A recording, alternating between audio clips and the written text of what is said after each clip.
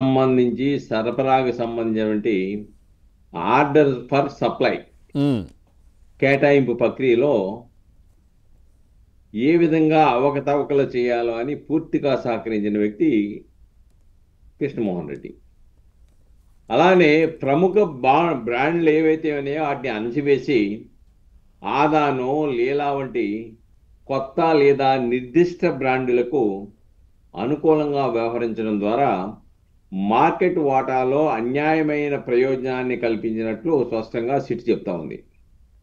ఇంకొచ్చేటప్పటికి అసలు విషయం నేను మొదటి నుంచి చెప్తూ ఉన్నా, ఈ కేసులో సాక్ష్యాలను పూర్తిగా ధ్వంసం చేశారు విచారణ సంస్థ ఛార్జ్షీట్లో పేర్కొందని.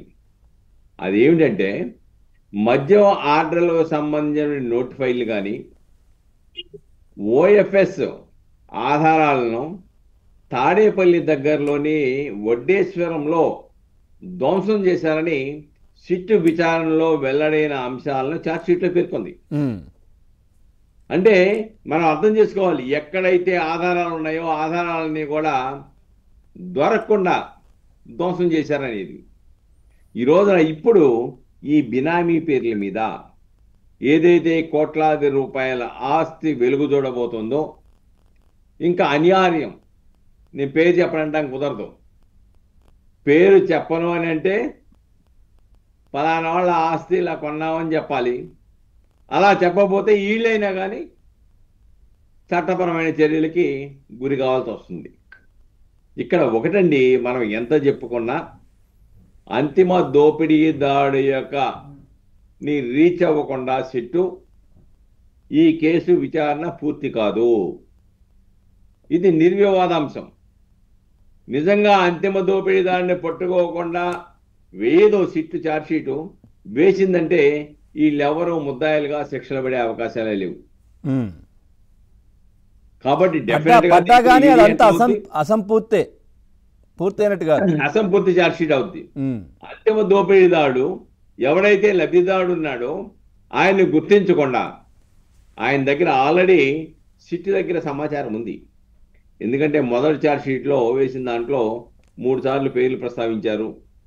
సప్లిమెంటరీ ఛార్జ్షీట్లో 11 చోట్ల డీజన్ చీఫ్ సెక్రటరీ అన్నాడు, ఆనాటి ముఖ్యమంత్రి అని.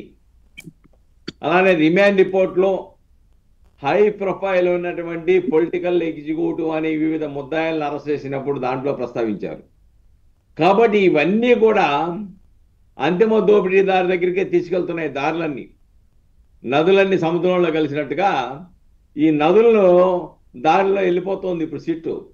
ఇది ఏ సముద్రంలో కలిసిద్దో ఆ సముద్రం దగ్గరికి వెళ్ళి అంతిమ దోపిడీదారుని పట్టుకోవాల్సిన బాధ్యత సిట్ విచారణ సంస్థల మీద ఏర్పడింది.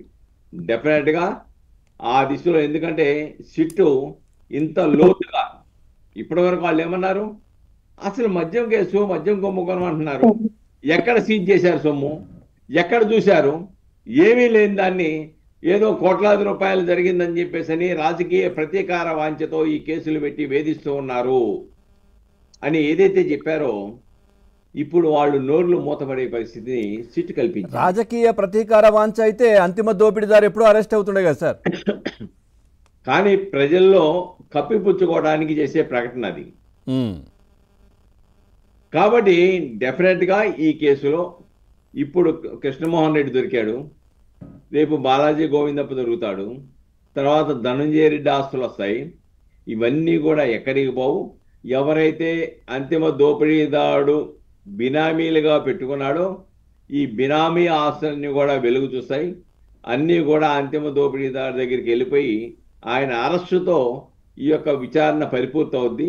Right. తర్వాత కోర్టులో చేర్చుకుంటుందండి. రైట్.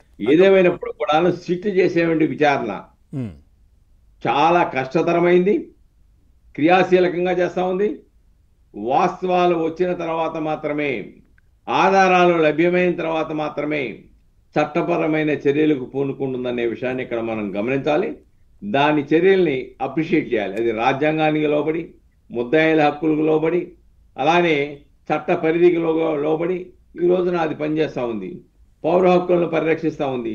ప్రజా ముద్దాయిల హక్కులను కూడా పరిగణలోకి తీసుకొని చట్టానికి లోబడి, విధి నిర్వహణకి లోబడి వాళ్ళు పనిచేస్తూ ఉన్నారు. Right sir.